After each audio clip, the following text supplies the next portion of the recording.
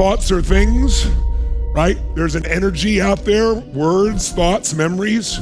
Depending on how you tune yourself, what you remember, you may discover, many of you, that if you did this with somebody at home, when you go to communicate with them, they may feel something different. I know that sounds airy-fairy, but I found it over and over again to be true. And you got some good practice. What culture do we live in today? Blame. If there's a problem, find somebody to blame and attack them. Because what blame allows you to do is step away from your own vulnerability of what you may have done to make this happen. And the great thing about the Ho'oponopono is you're not beating yourself up because you had nothing to do with it, but you can still take responsibility as part of the collective. That's the power of it. Now, if we want to make progress, one of the most important new habits is for you to learn to blame effectively, because I know I could never convince you not to blame.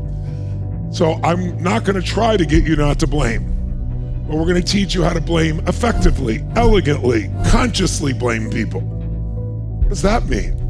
It means if there's someone, how many of us, somebody out there that has done something that's unjust or unfair to you in your mind? It doesn't matter what color you are, what gender you are, what your sexual preference is, what country you're from, what your religion is.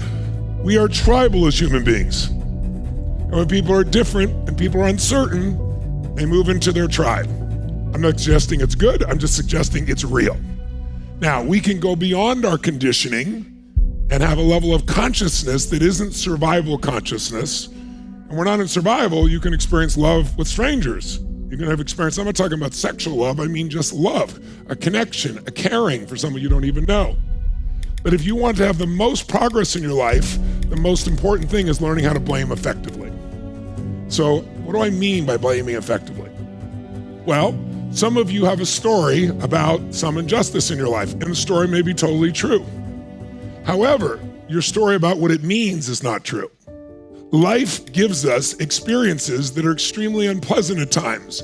It is always a call to adventure. It's a call to growth. It's the hero's call. The hero's journey is nothing but taking what you're used to and getting out of your comfort zone and entering a world of uncertainty where you will grow. You will not grow in a world of certainty. When you know what's going to happen, how it's going to happen, where it's going to go, there's no growth in that. That's also why there's no passion if there's not uncertainty. Quality of my life is in direct proportion to the amount of what? Uncertainty I can comfortably live. So my friend over here who used to think he had OCD was just very addicted to certainty, and as a result, his life would be very limited. He can help others by valuing some uncertainty, because all passion is found in the realm of uncertainty. All aliveness is found in the realm of uncertainty. Certainty is the basic human need. It's a survival need. But most of us in this room are far from survival, although we will act like it sometimes, because our brain can be triggered.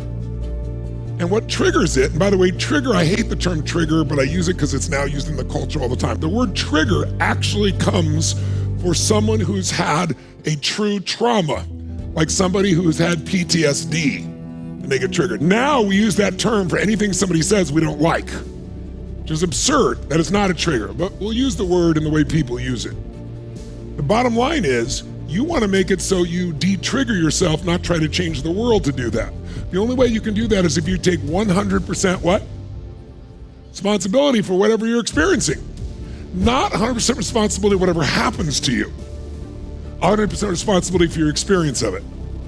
So someone can do something horrific and you don't have to experience it as horrific, you can experience it as unpleasant and a learning experience and move on. Or you can take it for the rest of your life and say, I'm scarred by this. By the way, show me scar. There is no scar. But when you say I'm scarred by that, scars don't go away.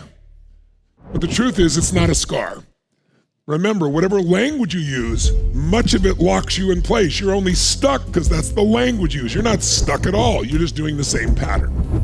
And you can change any pattern. And if you had to, you would. That's why I said change is never a matter of ability. It's always a matter of motivation or drive or reasons, right? Life is always happening what? For us, not, but it's our job to find out how it's for us because it doesn't feel like it's for us. But if you can develop that discipline, everything works. So blaming effectively means You're gonna find some people you've blamed, and we've all done it. And there's some things you may not even be conscious of, but you still do. What we're gonna do is figure out how to blame them. Take you through a process of blaming them elegantly, effectively, which is, you'll be able to call them up and say, Mom, Dad, Joe, Mary, whoever, or see them in person and say, I just want you to know, I blamed you for all these things in my life that didn't happen, or that occurred, or this occurred. And I just woke up recently and realized what an absolute idiot I am. Because if I'm gonna blame you for all that, I have to blame you for how strong I've become. I have to blame you for when you were there for me that I'd forgotten about. I have to blame, and you look for all the goodness in your life. If you're gonna blame somebody for all and give them total responsibility, then you have to blame them for all the good. And this process can be an incredibly healing process, even if you don't think there's anybody really blaming in life, because if you dig in, you do. Because as long as you're human, these things happen. If you've been hurt someplace, there's some unconscious, if not conscious, place of blame. So we're gonna teach you this process. But part of what makes us blame people is our fear we're not enough, and so we wanna make sure the problem is somewhere else, not us. But the problem with that is if we blame them, we can't grow. The only way you can take control of your life is to own the responsibility. The responsibility, remember, the ability to respond only happens if I have control. If you're the blame, I have no control. So this is a process of reclaiming who you are, but more importantly, it's also a process of loving or giving someone to someone who, by the way, probably blames themselves even more than you blame them. Most people don't realize how much they do. And we've done this process for years, and the healing has been really powerful. Part of why we blame is we judge. By the way, some of us blame ourselves, but you're judging too soon. You're seeing things in the moment and not understanding there's a longer term purpose in everything. Someone stealing from you, or is a seed opportunity planted for something in the future that is beyond beautiful? How often do we prematurely judge ourselves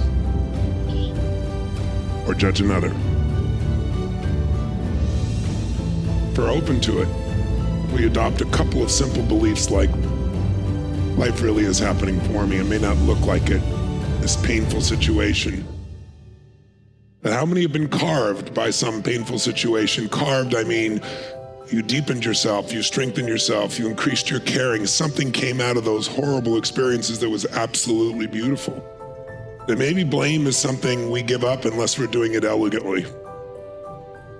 Maybe look at life in a very different way. What if everything was a blessing? What if your biggest problems were a blessing? Because no problem is permanent. Only our souls are permanent. What if this week was the gift of you remembering things you'd forgotten or trusting with faith that you are being guided even when it looks like it's not working? What if it was all just a test of faith? Faith is your ability to see a future that's beautiful even when it looks like it's impossible, and to trust in it and work with certainty to create it even though it seems like it can't be. The more you give to it, the more you'll receive. But none of it will be fully felt as long as blame lives inside you. And you can turn blame into appreciation, understanding, and love. And you can also appreciate that people do the best they can, the resources they have in those moments. We can all grow and expand. We've lost the sense of redemption in our culture. People like to gotcha about something somebody said or did 5 years ago, 10 years ago, a tweet they sent 15 years ago. I want to destroy them and define their whole life by one thing they did or said or were perceived to have said or done. Isn't the greatest gift in life that it doesn't matter where we start, it doesn't matter how we were, it matters who we become?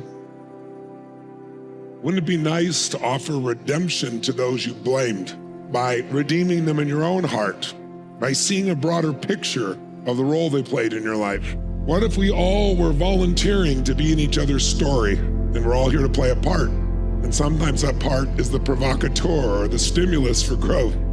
It doesn't feel good all the time. It would make for a very different life if you could begin to develop certainty that it all serves you. What if you could celebrate those things that used to be so painful for you? What if you could bring love to where there was judgment, appreciation to where there was anger, gratitude even for places that were painful? How much would that transform your life to leave the suffering and pain and blame and just own yourself, or own and trust that the universe or God, whatever word you use for it, is a benevolent place, that there's a higher purpose in it all.